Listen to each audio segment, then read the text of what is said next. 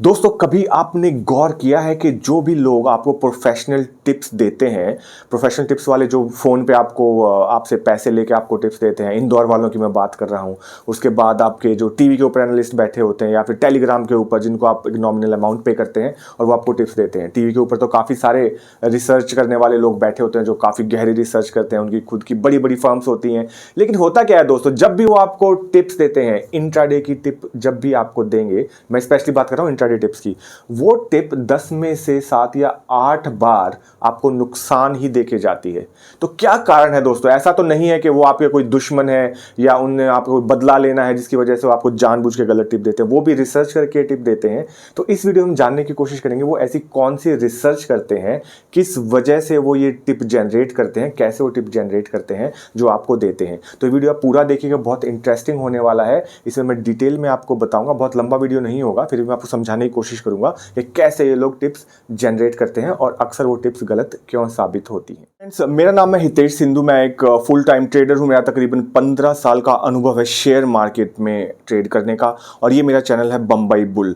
अगर आप पहली बार मेरे चैनल पे हैं तो प्लीज़ आप लोग सब्सक्राइब कर लीजिए। अगर आप सब्सक्राइब करेंगे तो कोई भी अपडेट आप शेयर मार्केट से जुड़ा छोटा या बड़ा कभी भी मिस नहीं करेंगे। और ये तो आप लोग जानते ही हैं कि शेयर मार्केट में अपडेट मिलने का मतलब क्या होता है दोस्तों।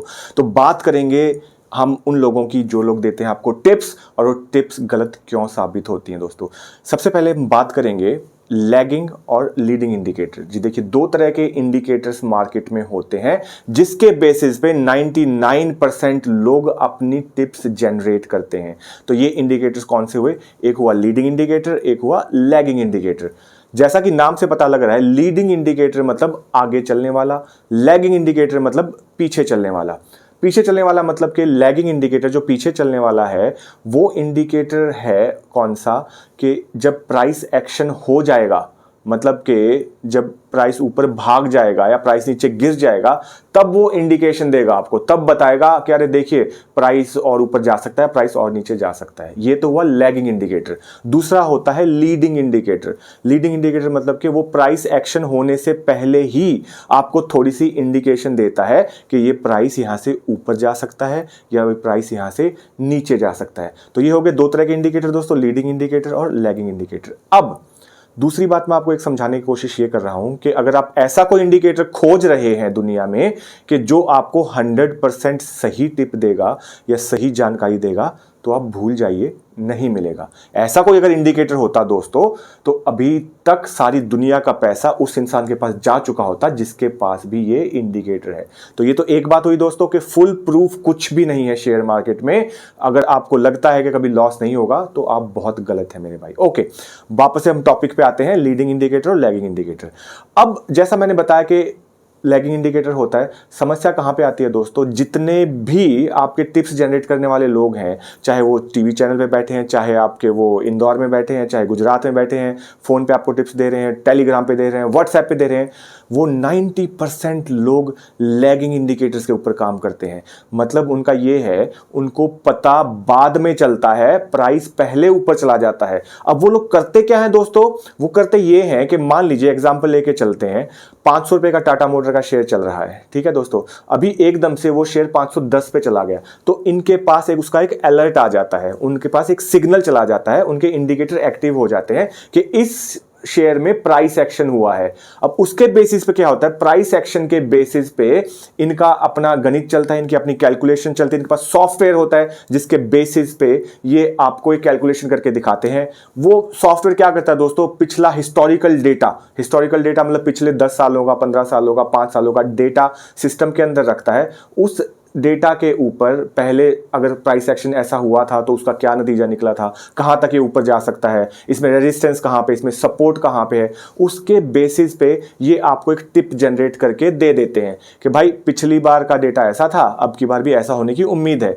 तो टाटा मोटर 510 पे चला गया, इसका टारगेट मैं देता हूं आज ये चला जाएगा 520 के ऊपर और स्टॉप लॉस लगा लीजिए 500 के ऊपर। अब ये क्या करते हैं दोस्तों, ये इन इंडिकेटर्स के बेसिस पे ये कॉल जनरेट करते हैं। अब ये इंडिकेटर कौन से होते हैं दोस्तों, इसको आप मूविंग एवरेज लगा लीजिए, 200 day moving average, 50 day moving average, simple moving average, या फिर आप इसको दूसरा इंडिकेटर एमएसीडी इंडिकेटर लगा लीजिए, या वॉल्यूम इंडिकेटर लगा लीजिए, या हिस्टोरिकल डेटा लगा लीजिए।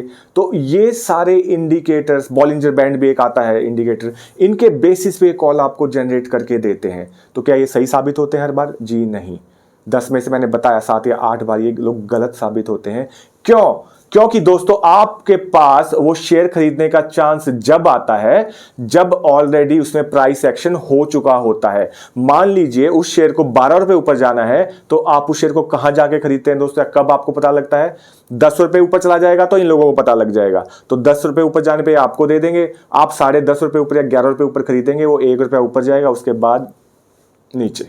बहुत ज़्यादा चांसेस हैं कि वो नीचे जाता है। इसी वजह से दोस्तों आपको कंटिन्यूसली इन कॉल्स के अंदर लॉस होता है, क्योंकि 99% एनालिस्ट लैगिंग इंडिकेटर्स के ऊपर काम करते हैं, हिस्टोरिकल डेटा के ऊपर काम करते हैं। जो पुराना हुआ था उसको मिला जोड़ के वो आपको एक कॉल देते हैं, जो आपके लॉस का कारण बनता है। अब अगर हम बात करें कि लीडिंग इंडिकेटर कौन सा होता है, तो एक इंडिकेटर है आरएसआई। लेकिन क्या ये 100% सही होता है? बिल्कुल भी नहीं दोस्तों। आरएसआई थोड़ा सा आपको इंडिकेशन देगा कि प्राइस यहां से और ऊपर जा सकता है, या ये शेयर बहुत नीचे गिर गया है, यहां से अभी ये ऊपर एक बाउंस बैक मार सकता है, लेकिन कोई जरूरी नहीं है कि ऐसा हो। उसके साथ साथ आपको वॉल्यूम एक्शन भी जोड़ना पड़ता है, 3-4 चीजें दूसरी भी ऐड करके देखनी पड़ती हैं। तो इसी वजह से ना तो लीडिंग इंडिकेटर ऐसा होता है जो आपको बिल्कुल एक्यूरेट टिप दे, और ना ही लैगिंग इंडिकेटर ऐसा होता है, लैगिंग तो बिल्कुल ही नहीं होता है दोस्तों, जो आपको बिल्कुल एक्यूरेट टिप देगा किसी भी शेयर के बारे में। अब सवाल उठता है दोस्तों कि करें तो करें क्या, किस बेसिस पे हम शेयर लें? देखिए, इंडिकेटर्स को फॉलो करना कोई गलत बात नहीं है, हिस्टोरिकल डेटा देखना कोई गलत बात नहीं है, वॉल्यूम एक्शन देखना कोई गलत बात नहीं है, लेकिन आंख बंद करके मैंने बोला आपने शेयर ले लिया, उसने बोला आपने शेयर ले लिया, बिल्कुल भी जायज़ नहीं है दोस्तों। पैसा आपका लग रहा है, मेरा पैसा नहीं लग रहा है। ना ही वो लोग जो टीवी पे बैठ के टिप देते हैं या इंस्टाग्राम पे, टेलीग्राम पे आपको टिप देते हैं, उनका कोई पैसा नहीं लग रहा है। अगर उनका इतना पैसा बन रहा होता दोस्तों तो टीवी पे अपना टाइम वेस्ट नहीं करते, ना ही वो कॉल सेंटर में बैठ के आपको 5-6 हज़ार रुपये के लिए कॉल कर रहे होते। वो खुद ट्रेड कर रहे होते हैं और खुद पैसा बना रहे होते हैं। ये जरा आप सोच के देखिएगा दोस्तों। तो आप कर ये सकते हैं दोस्तों, इंडिकेटर्स को फॉलो कीजिए, प्राइस एक्शन को समझिए कि कहां पे क्या इंडिकेशन मिला था जिसकी वजह से प्राइस ऊपर या नीचे गया, उसके बेसिस पे खुद अपनी ट्रेडिंग टिप जनरेट कीजिए, खुद अपने दिए हुए शेयर पे ट्रेड कीजिए, तभी आप एक सक्सेसफुल ट्रेडर बन सकते हैं। अगर दूसरों की सुन के करते रहेंगे तो दूसरे तो बहुत ऊपर चले जाएंगे और आपको पता ही आप कहां चले जाएंगे। तो आई होप दोस्तों आपको मेरे द्वारा दी गई जानकारी पसंद आई होगी। अगर पसंद ना भी आई तो प्लीज़ कमेंट करके मुझे बताइए। और भी कोई आपको क्वेश्चंस हैं, कोई फीडबैक है, या फिर कुछ और आप बोलना चाहते हैं तो कमेंट करके आप कभी भी मुझे बता सकते हैं, पूछ सकते हैं। 24 घंटे के अंदर मैं आपकी बातों का जवाब देता हूँ, आपके कमेंट्स का रिप्लाई करता हूँ। तो मिलेंगे मेरे अगले वीडियो में दोस्तों, तब तक के लिए नमस्कार, सत श्री अकाल और खुदा हाफिज़।